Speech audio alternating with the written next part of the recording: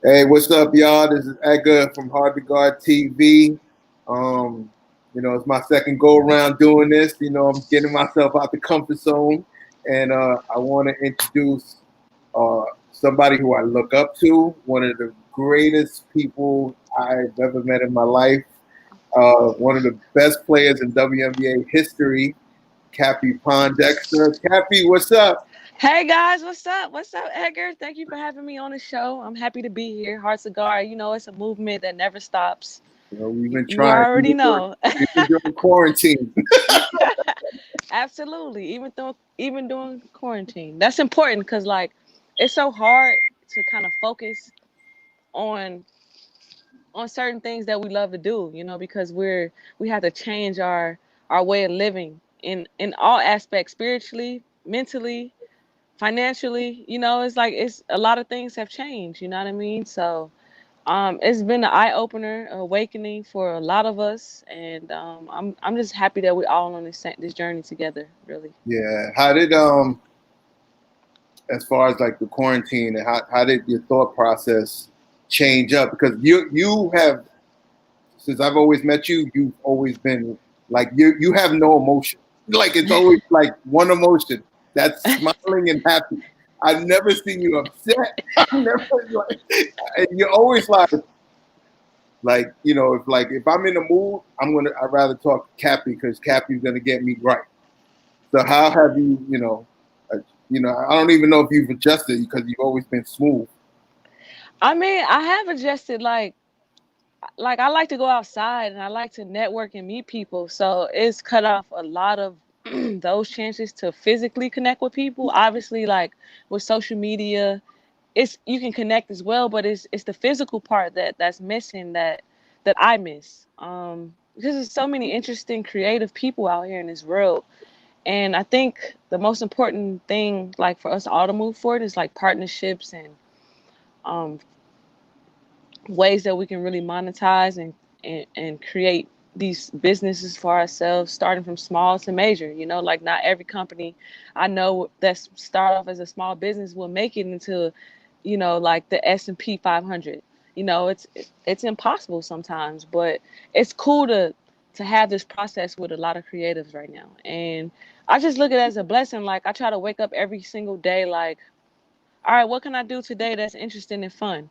Because you look at the news, you look at like social media, and everything is not always positive. You know what I Mhm. mean? And it's easy to get involved and caught up into that stuff. But I think reality and the special part about right now is just like finding light. You know what I mean? And if you can find that specific light that resonates to your spirit, then I think it's the best. It's the best form of healing right now because we all need it. Yeah, I'm gonna get right to it because since you brought up business, I remember one time we were sitting down. We were Chris Smith had a little when he had a hookah spot. We sat down, and it was like the first time you was telling me. I know you're an entrepreneur, and I know you invest, and I know you had your own companies, and I know in 2008, you got caught up with the whole market, and you lost a couple of dollars. Like, who has influenced you in you becoming? Because I think you're a great investor. Like you look at things different compared to like other athletes. Yeah, I would say I would have to really honestly say like going through that experience of not knowing what it's like to own a business, how to run a business, like that whole experience taught me a lot. But then like along the journey, I was able to connect with Rashawn Williams. He's a great investor. Mhm. And he taught me about investing in Silicon Valley and how it works and, how to bring people aboard into these investments that are on the table that are getting ready to go public because that's how you really make the money. And yeah, it was so cool just because like obviously coming into the WNBA, which was, at the time, it's 25 years young now, but at the time, like it wasn't even that old because I did what 13, 14 years, so it was like 10, 12 years old. And to not talk about financial literacy were one of the important ingredients, that's necessary, that we see now, understand now, as we're coming into a lot of money. So I just think it's important that we have these conversations, you know what I mean? And it's not in our communities. It's not something that we talk about. We always talk about survival, how we're going to pay our rent, how we're going to pay our bills. It's never about, oh, what's the next investment out? What's the next cool thing? Like, why not own a piece of this? These are not the conversations that we have in our communities. And I just think it's important just to start having these conversations, because now we're informed and we know Mhm. what's going on. We see the bigger picture. So now let's move forward. And moving forward is financial literacy, is education, is these things to help us, to enlighten us, to systematically break all these barriers that have been oppressing us for all these years, because of our skin color. So yeah, it's a lot, but I think at the same time we're moving forward, we're progressing, and that's the only thing that's important for me. Yeah. How did you meet Rashawn? And how did he like influence you and when you realized, you know what, this is somebody I need on my side who I can really learn from? Okay, so the NBA Players Association, the Retired Players Association reached out prior to me retiring, probably like a year. I guess they kind of felt the shift of it happening, and so they was like, "Yeah, it's this class in Atlanta. I think you should go to." And I ended up going to the class, and I learned so much. And then I seen how many people were actually at that place Mm-hmm. in this class, and the level of people that was there, and Mm-hmm. the conversations. Like LL Cool J wife, she is brilliant. Uh-huh. She is brilliant. She was one of the first people that actually heard talk about a portfolio and really understanding investing in Silicon Valley and these S&P 500 companies. And I was inspired by her, honestly, just hearing that conversation. And he heard that, I had some interesting things. He heard about the fashion company that I had, and he wanted to know how he can make it better. And we just continued from there. I ended up doing an internship with him last year, through Manhattan Venture Capital. And we were just investing, putting people in deals, and it was really cool to So what was to the what experience. was the first deal you did with him, if you don't mind me asking? I mean, I can't really say because a lot of clients are very private, and Mm-hmm. it's NDAs and disclosed. So it's like, but I got a very, very big time player, football player in the deal, which was really cool. I believe it was like um, Lime Bike. I think it was Lime Bike or Lyft, something like that. Yes. Woo. Yeah, so it was a pretty big deal. But I get the deals all the time, so I don't post as much as I used to because investing is a different world. But I don't think it's something that I see myself doing full time. But when the deals come through my table, like when they come through my desk in email form, I pass it along to the guys that I think would be interested. Because I think it's important that if you have money, to allow your money to work for you while you have it. How do you do your how do you vet? How do you do your own personal research on something that you're interested in? There's a lot of apps out there um that give you information. Like for me, TikTok is probably my favorite. Really? But not the app TikTok. Mm-hmm. It's not the one everybody's dancing on. It's TikTok. So TikTok is just, it's an app where they inform you about deals that are coming through, companies that are getting ready to go private, bad deals that fell through, people who just stop investing in certain rounds. They give you different venture capital companies.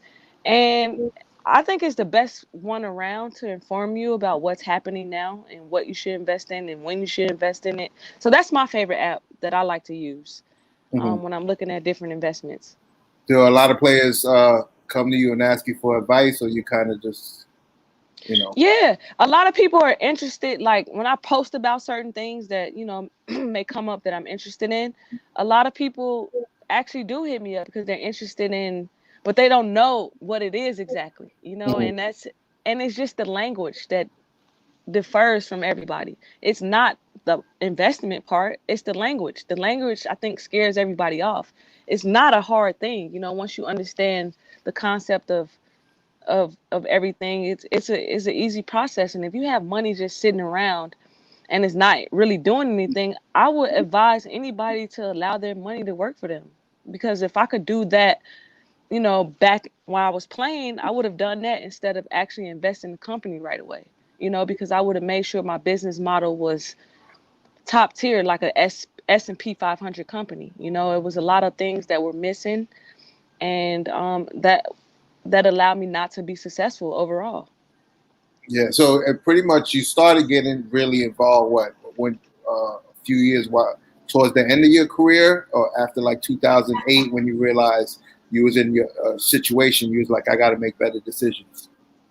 Well, like when the company first started, um, the day-to-day stuff, was ran by my business partner. Like I will oversee things, but at the same time, I was still playing basketball. So and I was in Europe too, so it was just like a lot of things that were off. I would make a lot of key decisions in terms of like things that we would do, and also in terms of people we would bring on. But overall, I think it was just a lot of things that were missing that I would implement if I was to start a company again. Um, but it was also a lesson. It was an eye opener. You know what I mean? Like it was a lot of things that I learned that I know that I can take as an entrepreneur and apply it to anything that I want to create. Because being an entrepreneur it's the coolest thing ever. You're your own boss, and you figure out ways how to go through the system. You know what I mean? Because that's what it's ultimately about, going through the system. Yeah. So do you think today's younger players listen a lot more compared to when you was coming up about financial literacy? Oh yeah, I think they're in tune. Like players like LeBron James, who actually use his platform to promote things like that, has given it a huge platform. Like Stephen Curry, Andre Iguodala, these players were already doing this, Mm-hmm. from the very beginning. So, Andre's pretty big. um, Nas, Ti, you know, Takeoff. Like it's a lot of people that are Quavo. It's a lot of people that are involved in the business. You know what I mean, in terms of investing in these companies. But LeBron, I would say, I think he made it popular to the massive generation, where Mm-hmm. everybody is actually having these conversations and trying to protect their longevity with their livelihood that they're able to make through basketball.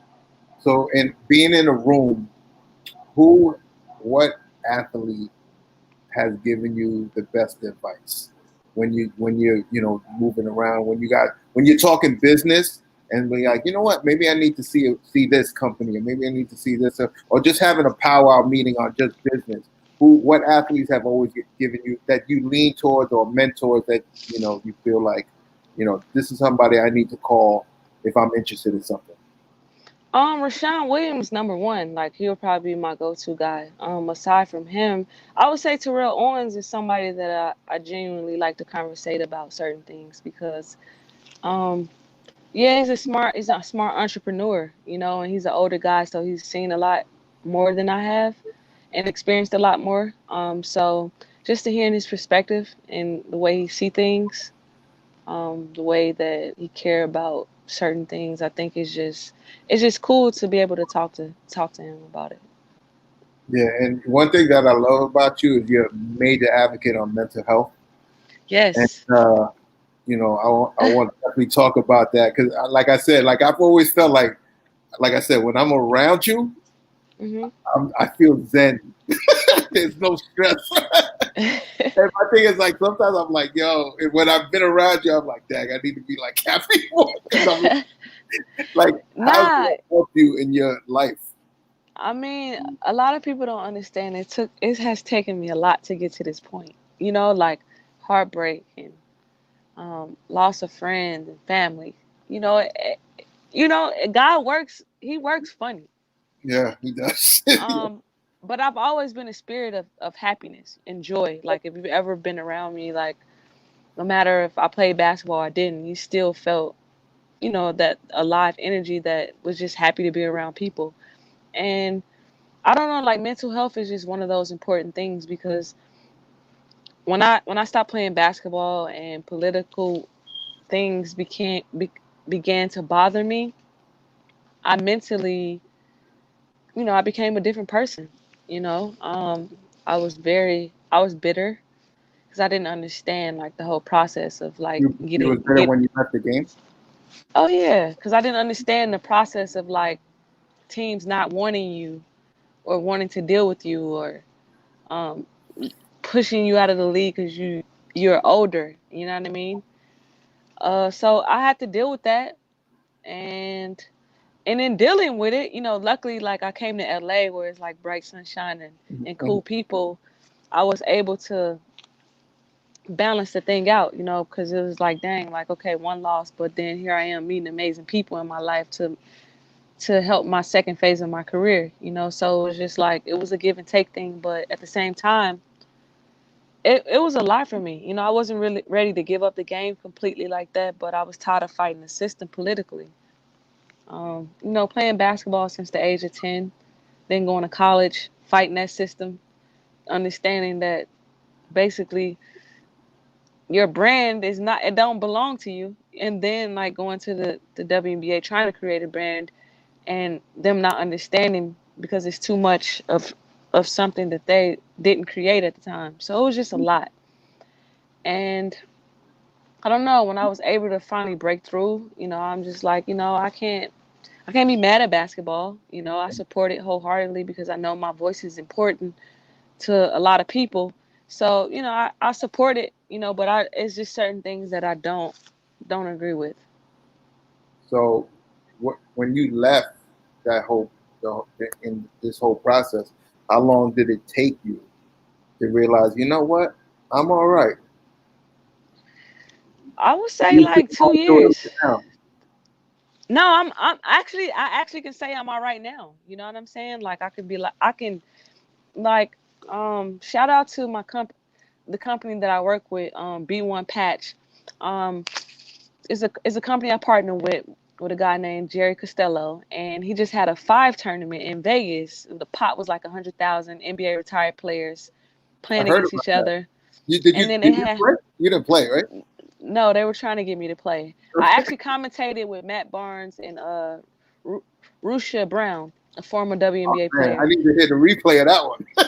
And I mean, I was just, I was like, like things like this because they had a women and men game. So Mike Bibby and Cynthia Cooper were the coaches for the men and women, 5-on-5. And it was a great game. I think the women ended up losing by 9.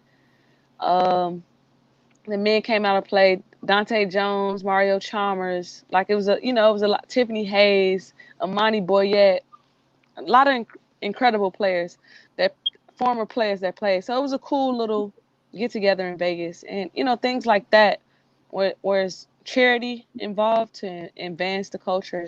I think I'm more interested in than actually like the association. Did you get a an itch to announce more games down the road? You think?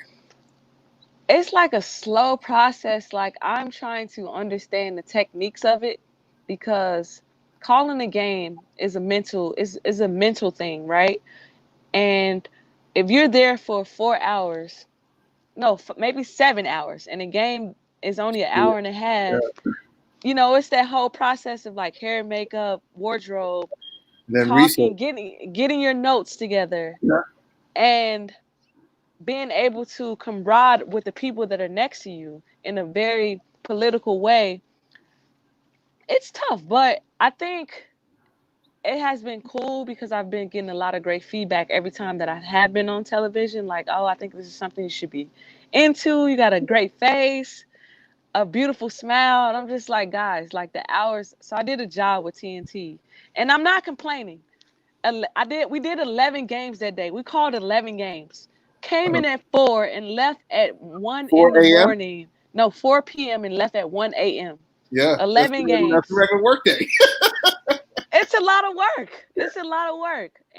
But overall it was fun because I got to learn a lot about the players that are in the NBA because I kind of lost touch. But it was a great moment, and I'm never knocking down opportunity. If TNT calls, if ESPN calls, if Uninterrupted calls, if Stephen Curry calls, Carmelo calls, like I'll answer these guys. You know what I mean? Like, come on. Like, I love them. I love what they're doing off the court, and they're just bringing opportunity to people. So I think it's cool. That's cool. And then now, so talk about, like, I know before this whole COVID, you was definitely doing a lot of panel discussions, traveling all over the place, talking to young kids about mental health. How has that helped you internally to give back? Wow, it has been the greatest feeling because it's like I said, I always talk about healing because a lot of us don't realize that we are traumatized and we had so much to deal with just generationally from passed on from family, family and family, like it's starting from slavery. We had to deal with all that, and to get to this point, like we all are healing, and all our families are different, and everybody's different, and it's just like we're trying to get to this point of understanding each other, and in understanding each other, I think mental health plays a huge part. And I think that's the part that's always has been missing, and it's the part that's never been talked about. It's like we're afraid to talk about it because we had to be so strong for so long that it's like when it's time to talk about these things that are really hurting us inside, like it's a problem, and it shouldn't be a problem. It should never be a Nobody likes problem. to be judged. That's why.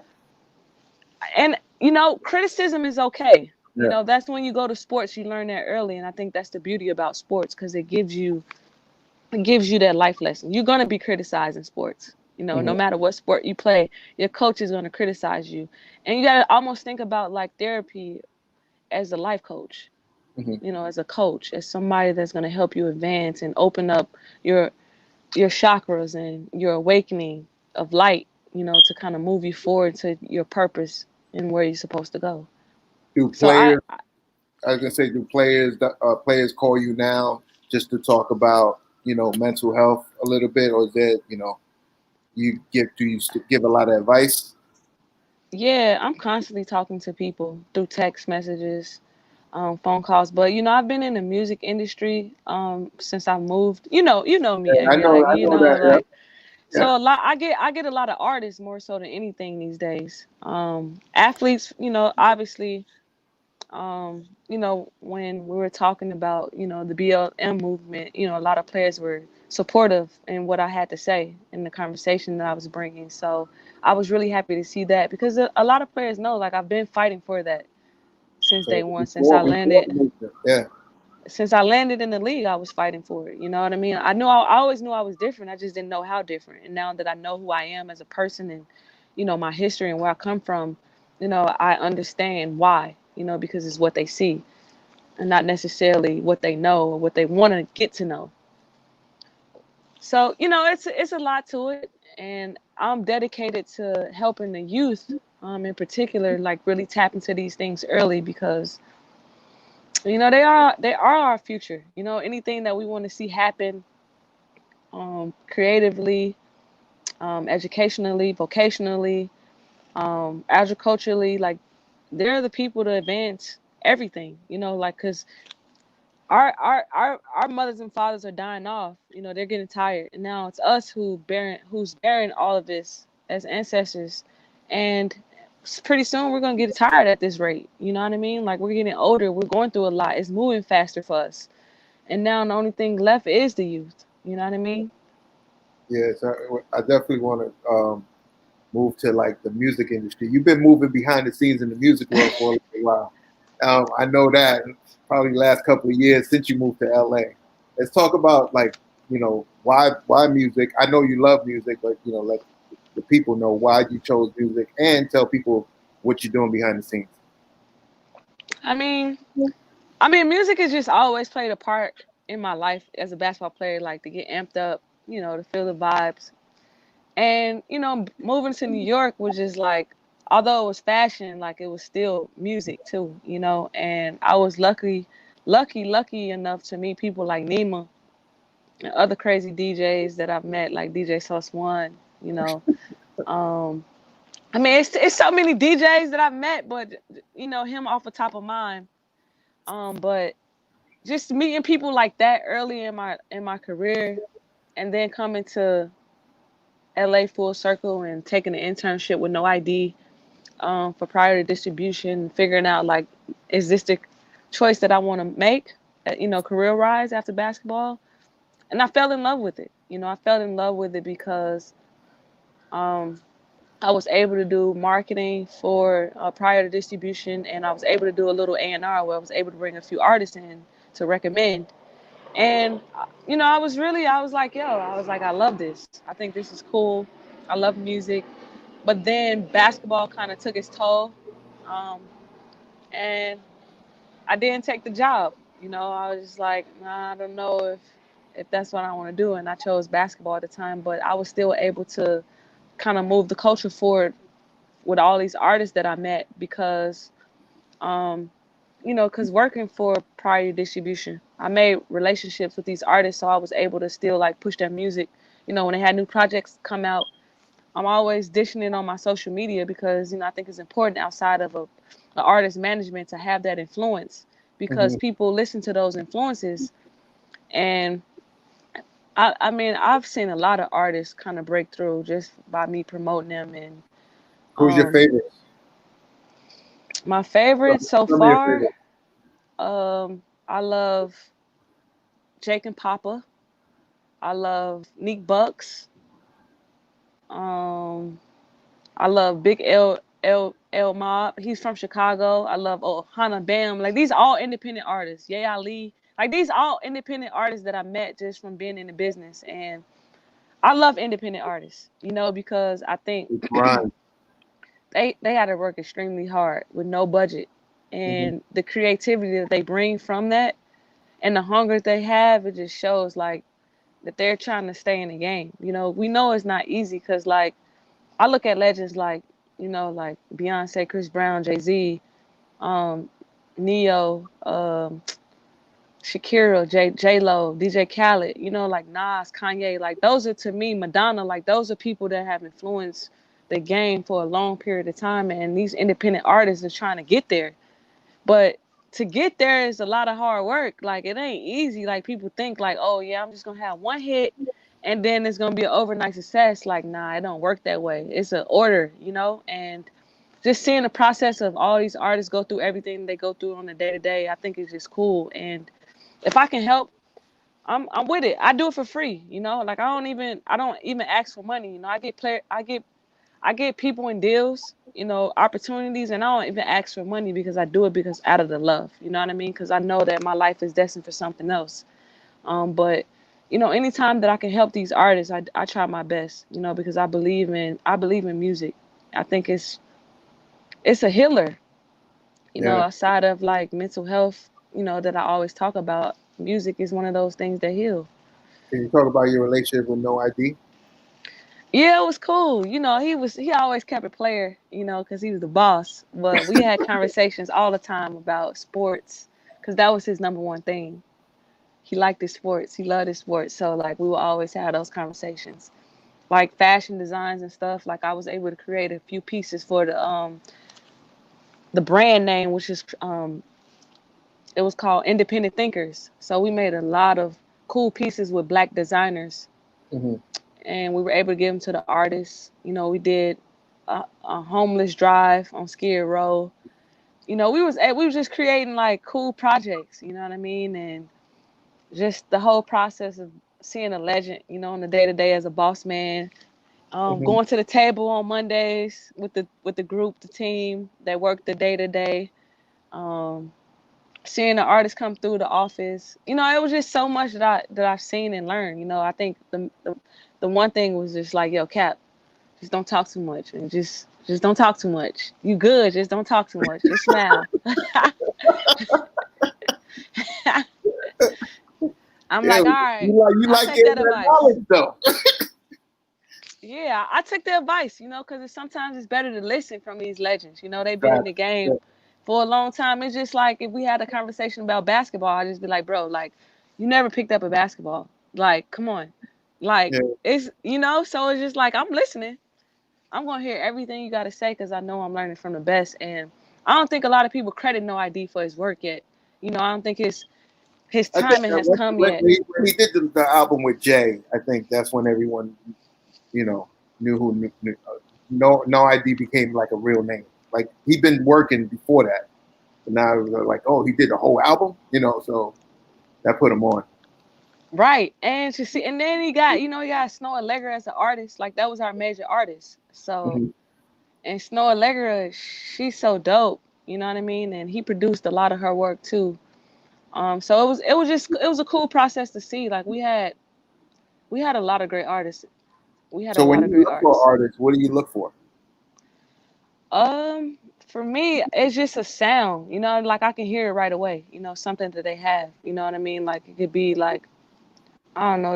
It could be a beat. It could be production. It could be just the melodies. It could be the lyrics. It could be a lot. You know what I mean? But for me, it's just a sound. Like it's something that I can hear right away. And it's like if you got it or you don't have it. You know what I mean? And I can hear that right away. So that's the first thing. Like if I hear something, I'm like, oh, okay, yeah, this fire right here. And and I just go from there. Like, but also then I know it's artists that are so creative that you can't pass them by either. You know what I Mm-hmm. mean? Like from the way their videos are directed, their whole Mm-hmm. like art. You know what I'm saying?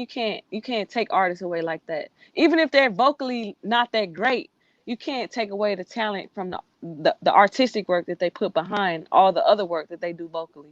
So it's just like, I look at that too, because that sells, that brings in the streams, which is the most popular thing right now. And also like, the sales on Apple, Tidal, I mean, everything streams right now. So every piece of money that you make is coming from streaming. So talk about like that the business part of it of the music industry. Who has taught you that? Like, all right, I know you say you don't care if you make money or not, but I know sometimes you want to make a couple of dollars. How do you say, you know what, I need to learn this so I can teach my artists this? Um, uh, Dang, that's a tough question because I met so many people, but I would say Fuzzy, the connector, like he's a West Coast guy, but like in terms of business, he's the one guy that I could say like I can go to him for inspiration or even have a conversation from him, and I know he's gonna tell me the real. And he's one of the first guys to teach me, when I first moved to LA, aside from like being around No ID and Surge, all these guys under the Priority and Capitol Records, like Fuzzy was the actual business guy that gave me a lot of the information that I need to know. And the 740 Project guys as well, because they were independent group under Capitol Records that worked on the same floor as Motown. So, I was able to see, a lot of cool people, on that fifth floor. All the So black and brown was all on that fifth floor. is it fair to say, hopefully in another year or two, we're gonna find the Cappie Pondexter, the next big superstar that's gonna win Grammys and stuff like that? Oh my God. I don't know. I don't know. People always like, oh, like, you can sing a little bit or, you should do this. But I don't know. It's just what I feel. I like what I really want to do is create this movie, and I'm trying to build funding to find writers, because I think in this whole process of actually writing the movies, I think the writers are the ones that are least discredited the most, and I want to get the funding for the writers because I want to get the best writers that I can possibly get. Because Mm-hmm.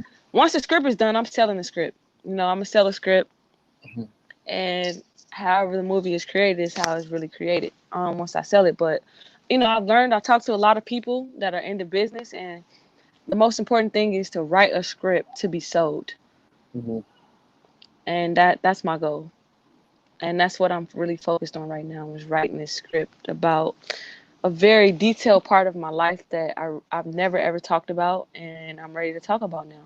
I'm ready to give it to the world and express things that I kind of felt through this whole process, and also to spread light on how a system can create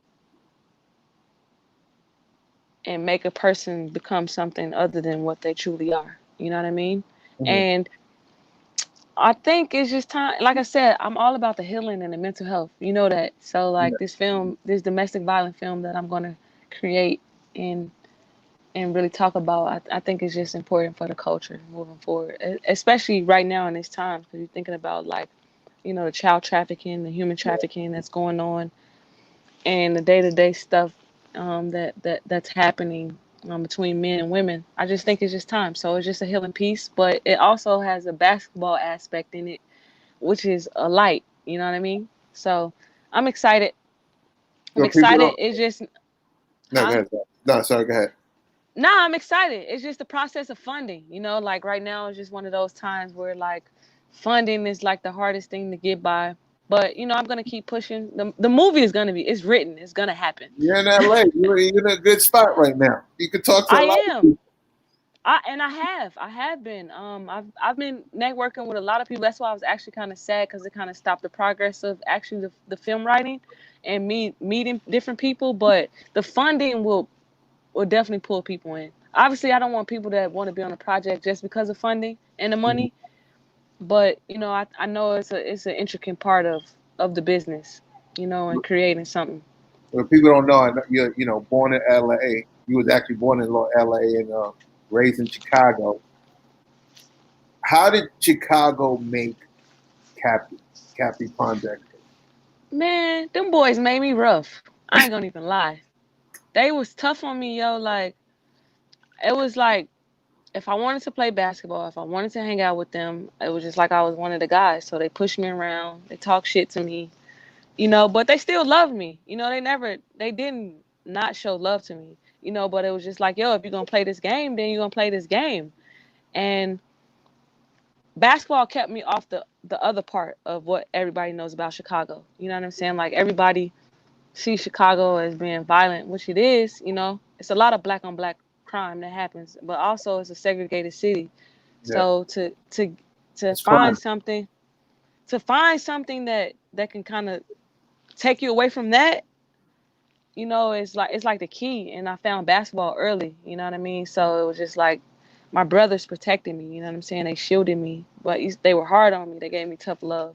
And I think that's what kind of built me into the person and player that I am today. So, who did you look up to in Chicago? Who took care of you in Chicago? Yeah, besides your mom and your family, like who did obviously, but like who did you like lean on to become this tough person?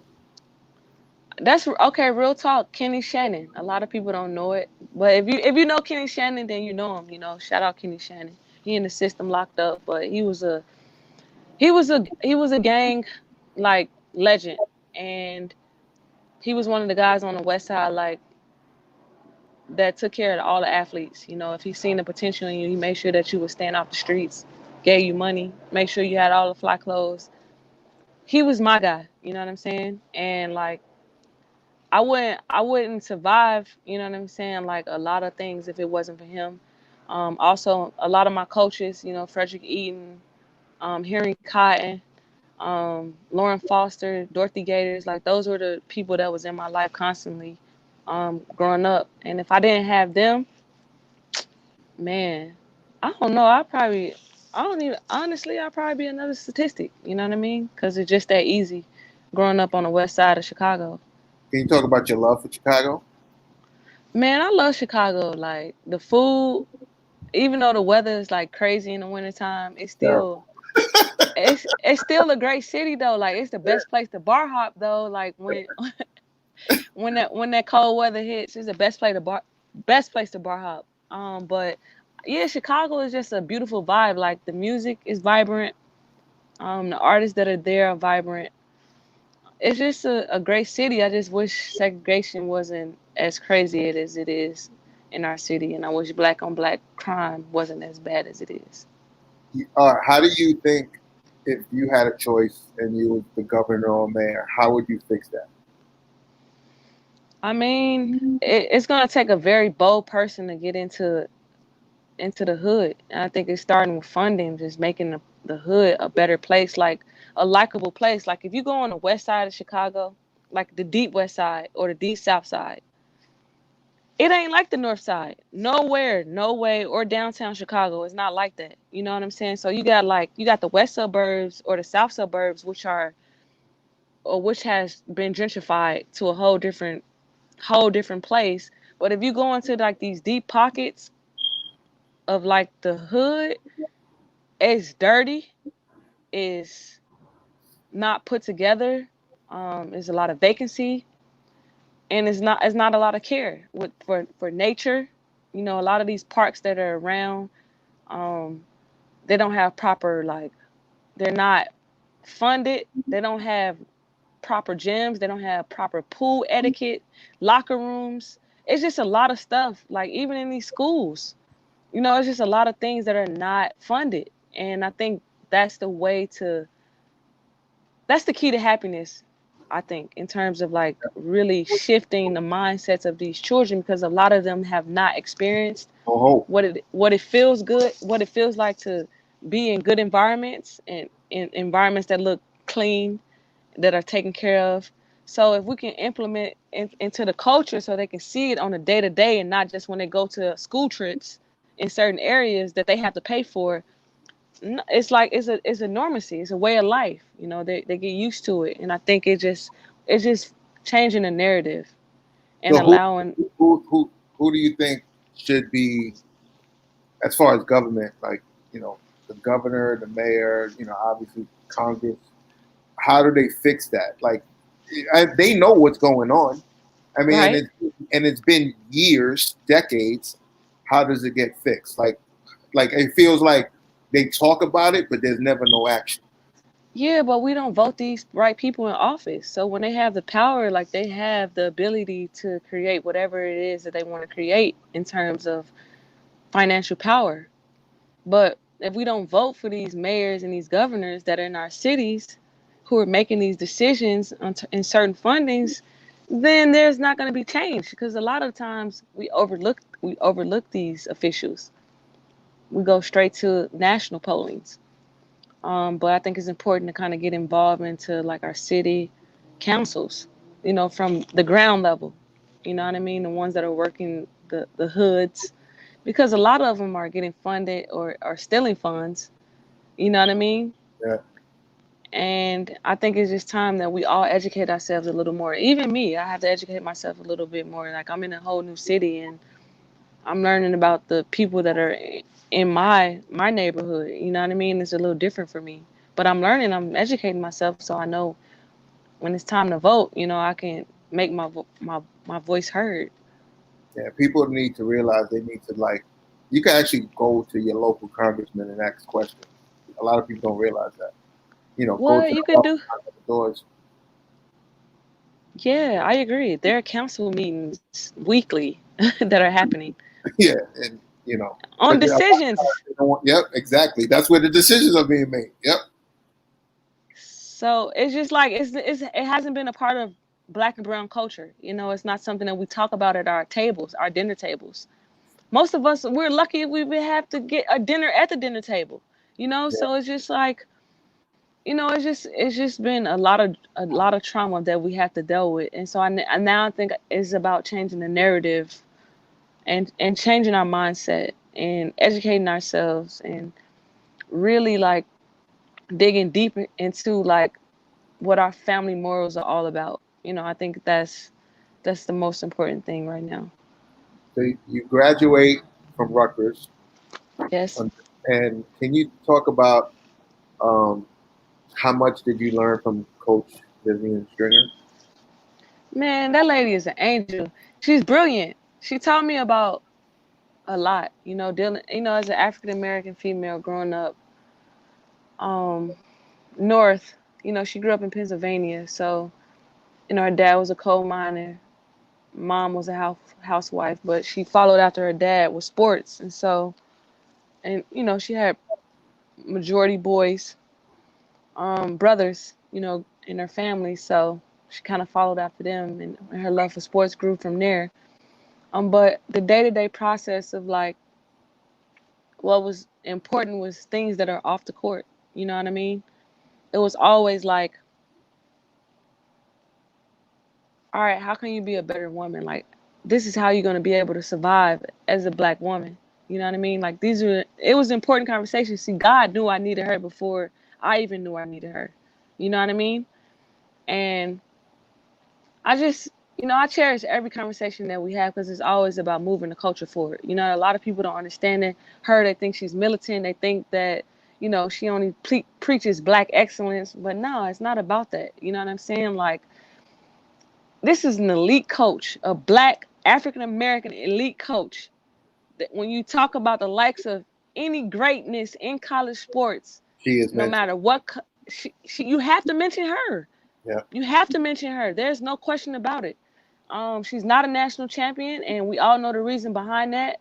But the fact that she was able to have so many players that has been able to be so successful is amazing. You know what I mean? And it's just a tribute to her as the leader. You know what I mean? Like the day to day, like it's you can easily like recruit kids and be like, all right, I'm just gonna use you for these 4 years, and then that's it. Just get the money off of them. You do great, you don't do great. Okay, that's on you. Got a free education, cool. But she wasn't like that. Like I still talk to her today, and we still have these same conversations. You know what I mean? How was that like? Because you was heavily recruited. So when you was heavily recruited, what made you say, you know what, she's gonna change my life? Or you're thinking that. I mean, honestly, she the only one that came in and talked about religion, spirituality. She was the only one that was like, "Yo, I'm gonna make sure that you have that." You know what I mean? And I was just like, "Dang!" Like coming from a family that I grew up in a Baptist church. I'm Muslim now, but I grew up in a spiritual essence. So for me, it was always important. You know what I mean? And when she mentioned that was like the deal breaker for me because I was just like, every coach talked about basketball, what I could do off the court, but there ain't nobody ever mentioned spirituality, And I was just like, all right, I already know what it is. Mm-hmm. So I canceled my visit to UConn. Gino was mad at me. He had every right to be because, he was working hard. He was working really hard and he really wanted me. And I really wanted to go there, but my spirit was calling me to Rutgers for Coach Stringer. And I think, I made the greatest decision that I could possibly make. You guys had a great run. We did. Yeah. We broke some records. I got some titles. I made history. Yeah. You know, she got some checks. You know, So that's then, culture. then you get drafted by Phoenix, number 2 pick. You win 2 titles within your first 3 seasons. Four Four seasons. You win 2 titles in your first season. You win a gold medal at the Olympics. Yeah. Can you talk about that experience for you as somebody young going into this league and playing with some of these great players? Like how was it for you? Like, wow, I made it. Did you feel like, how did you feel and how did obviously your family felt for you? Oh, so honestly, I was like, nah, this can't be real. This ain't real. This is not real. It didn't feel real. I was just like, okay, I just came in the game. Like, how am I doing this? You know what I mean? But I think it was just a preparation from Coach Stringer and me staying that extra 5th year in college that prepared me for like all the early success that I had because I was able to team up with, a similar player like myself in terms of like skill set and mentality with Tarasi. And she was already a year or two ahead of me, in terms of like what the WNBA game was like. So she had it in her mind that she was ready to win the championship. And I had it in my mind that I wanted a championship because I never had that experience before, on a professional or collegiate level. You know what I mean? I won Big East titles, but I didn't win a national championship. So like that feeling of actually being able to like, yo, I really think we can do it. It was just like, it was crazy. And it all happened so fast. It happened so fast. But About the feeling of winning a championship. Like a lot of people don't win, especially in the in the professional level. Like for you, like you won an MVP. You know what I'm saying? So how did that feel? Like, yo, I am actually, when you say to yourself, you're by yourself in a room and you're like, I'm probably the best player in the league right now. yeah, I mean, But I never thought about it like that because I was just like, yo, I like my team, I like my coaches.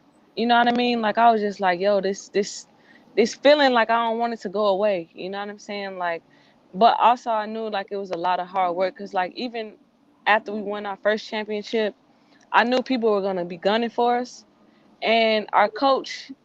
He ended up getting another job offer in college, so he kind of left us, and it was just like, dang, like we was just left with broken pieces, you know what I mean, that we had to fix together. But we hired the assistant coach Corey Gaines, and we kind of worked through it and we figured it out, and we were able to win our second championship with him. And the feeling of just like winning, because it's like every feeling is different. Every moment that you win is just a different feeling and a different experience. And I don't know, when I experienced both feelings, it was just like, man, it's something I'll never ever want to get rid of. And I chased it my whole career. Every team that I played for, I was just like, we can't have nothing less than actually winning the championship because it wouldn't even feel right. Like, what are we actually doing?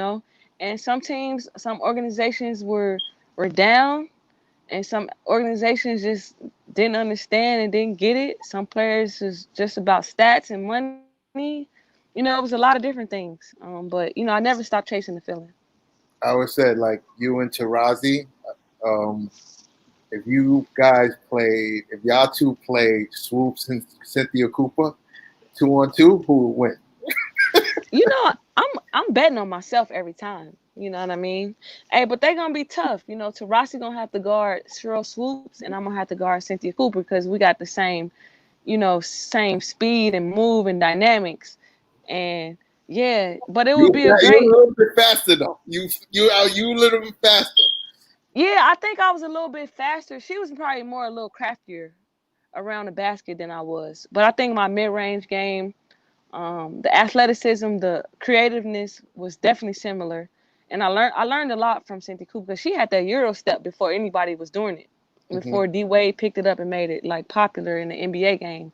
But Cynthia Cooper she had that, you know what I'm saying? Because she was playing in Europe, so it was already implemented in her game. So to see her do that, it was just like, oh, let me do it. It's Cynthia Cooper, and then you had Cheryl Swoops, who was like the best shooter, at the time. And you ain't see too many black shooters shoot the ball like that Yeah, from all forms on the court, anywhere. It didn't matter. Then she had the height to go with it. It was just like, all right, that would be a great 2-on-2 though. That huh? would be a great 2-on-2. Nah, it would be. But I'm definitely gonna bet on me and Tarasi though, for sure. So if you was like, obviously the WNBA to me is on the come up. Um, last couple of years, and I'm happy to see it. Um, how proud do you feel that you are a future Hall of Famer, guaranteed, and you have set the way to what's happening today? It's still so surreal, because like I think about certain things. It's just like, dang, like it happened so fast, like it's just like, did this, did it, did I do, like, dang, like, and it happened, and the fact that it happened so fast, it's like a blink of an eye, really. But with all of that, I'm just like, I'm thankful. And I guess to answer your question, it would be, wait, what was your question again? I'll say, how proud are you to see where the Oh, WNBA is as of like right now? It still has more work to do, more work to go, but as of right now, where it feels like it's on the come up, it's getting more notoriety. The ratings are higher than they've been. People are paying attention. yeah. I'm excited. I think it has a lot of potential. Um, but it's also like a lot of things that we have to fight for in terms of like just being a woman. You know what I mean? Working in the same industry that men work in, which is, male dominated. And, and I think, it's a day-to-day process. We just signed a new CBA deal for the next 8 years. Players, the elite players were able to benefit from it, but not every player. And the point is, we want every player to benefit from it, so that every player doesn't have to commit to go to Europe for 7 to 8 months of their lives and miss out on their family. You know, because the whole point is being able to play for your own country and make a living, right? You know, Mm-hmm. successfully, professionally. So if we can eliminate that and somehow get the dollar to generate to our brand, whether it's through marketing or funding from different funds, you know, I think we have a chance to grow, and I think a lot of players are getting involved in the women's game. You know, Kobe being one of the first that we truly know who fought for women's sports, and we saw it, with our own eyes. And I think that wildfire began to spread, and now you've seen the players, wear the orange shirts and the things that the WNBA represent. I think it's a humble beginning, and it's the key to success. We need the supports of our brothers, our male counterparts, our male business partners, because we know we can't drive this business without funding. There's no possible way we could succeed. Yeah. So if I put let's say Cappie Pondexter is the commissioner of the WNBA, would one of the things you would change? Because I argue with people about this. I've always felt that the WNBA season shouldn't be in the summer. Hmm. It should be coincided with the NBA season, because I feel like people will pay attention to it a little bit more. Agree or disagree, or what would you do to make things a little bit different so people could pay more attention? I feel like right now we're getting to see that, but I don't know if it's coronavirus, like, really is like in the heat of it. But the men and the women they're playing alongside each other now. I don't know what the statistics are, because I'm not really tuned in, because I feel a certain way about that. But I don't think it will hurt. I think Adam Silver actually talked about doing that um, once before. I don't think it could be bad. I think it could help us bring in, generate some dollars and not lose some.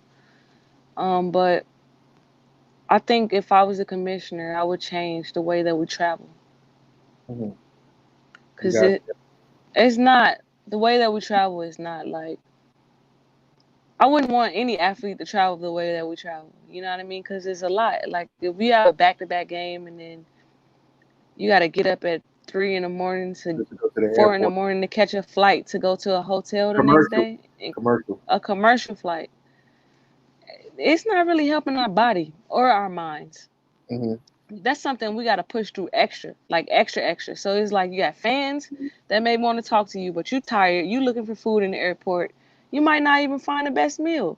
Yeah. Get to the hotel, check in. You probably got a downtime of 1 hour before you actually have to get to the arena. Like, that's tough on the body.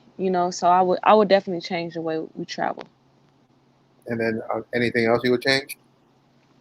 I mean, the financial part, obviously, like, I think every player should start at a minimum base. If, four players up, veteran, 500,000. I think a rookie shouldn't come in making $40,000 and it's taxed in every state. I don't think that's living below poverty level. Like, can no player survive off of that? You know what I mean? Like, not with the work that we have to put in, into it. And I'm not just saying on the court, I'm saying off the court as well. The branding, the business part of things that people don't understand and see. They want you to make appearances. They want you, people don't realize it's not just the game. They want you to do a lot of work else besides practice in the morning. And you got the game at night. People don't realize on your off days, they want you to go to an X spot. Then they want you, and talk to people for like 3-4 hours. We get it. I understand why, to promote the brand, but it's a lot of work. It's tons of work. Being a professional athlete is not easy. It's probably one of the hardest jobs you could possibly have. It's a lot of pressure. It's a lot of people, energies that come your way. It's a lot. You know what I mean? But it's fun. It's a great profession. Treats you well, pays you right. But at the end of the day, it's a lot of pressure that comes with it. Yeah, so I got two more questions. One question, I know that people always ask me, like, name top 5 players, but I want to change it up and say, give me 4 players that you wish that were your teammates during your career. Mm. So you can give I'm running with I this app all day. I would say, yeah, I would say Lauren Jackson. Um, damn. Um, Tamika Catchings, Lisa Leslie, and dang, let me think of one other player. A guard, probably Sue Bird. Mhm. Yeah, those would have been four players that I probably want to play It's with. all Hall of Famers. Huh? All going to be Hall of Famers. Yeah, I don't even want to play. Honestly, Hall of Famers, man, they make your job easier playing with So other Hall of how are you Famers. going to feel when you know? I can't wait till you get that call. I think you're eligible. What, 2 more years? Is it 2 more years? 2 to 3, 3 to 4. So, what do you think how, your feelings that day when you do get that call? Because you are a first-time Hall of Famer.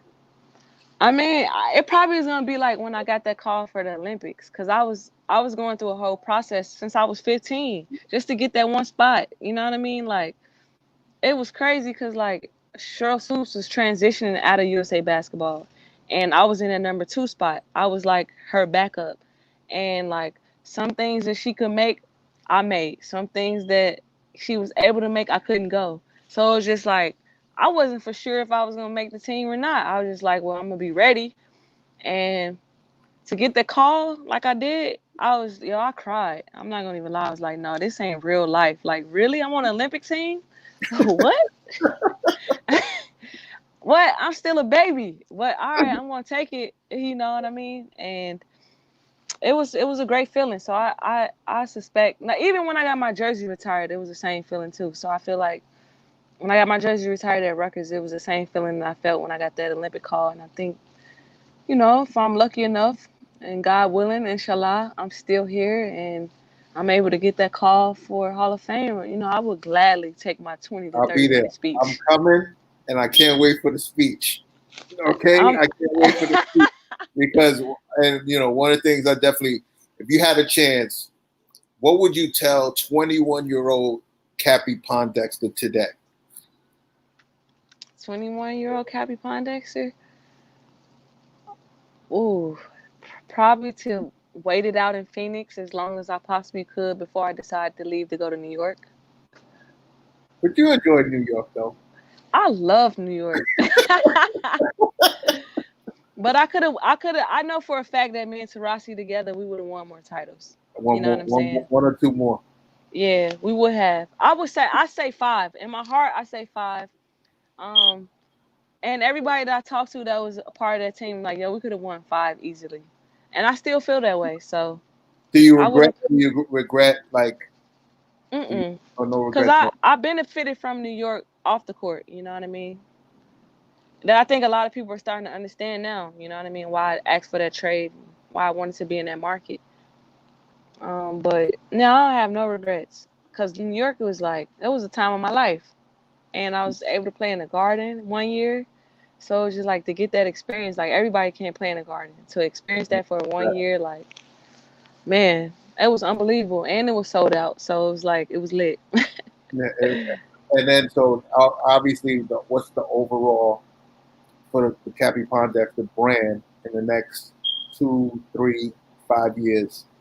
What's your overall goal in making a difference and building your brand? My overall difference is just obviously just the continued work that I've been doing since I retired. Really, it's just like honing in what I specifically want to do, and for me, that's just making it my script, my movie. I want this art to come to life. Um, and if you've been following my journey, you probably would have seen in the last like year or whatever. It's just been something that I've constantly talked about. Because I think it's important that people get to see multiple sides of who you are as a person, and not just what they see from all social media. So I think in this script, I can pour a lot into it, and I'm excited about it. It's the only thing that like kind of like sticks in my mind on a day-to-day basis. And just the process of enjoying and getting to that point where I'm able to be like, yo, I'm in Hollywood. My screen has been brought in production right now. Like Yeah, it's here, guys. What's up? That's what I'm looking forward to. So I'm just in the meantime, I'm just whenever I can help the youth, whenever I can give back, um, that's what I'm doing. Cat, appreciate the time. You know, I Thank love you. you. You're I one of love you. my favorite people. Definitely gonna call you more just to talk to you because Talk I, to me, man. you know, your energy is unbelievable, and Thank you. I need to go to LA once. I got some friends in LA. I've been saying I'm gonna go. Once this quarantine comes down, I'm gonna go because LA, no bueno right now. Yo, let me know when you're out here. Yeah, just let me know. I'm here. I'm not going nowhere. All right, I'm gonna hit you on the side. I appreciate you. All right, appreciate you. All right, later. Peace. All right. Bye.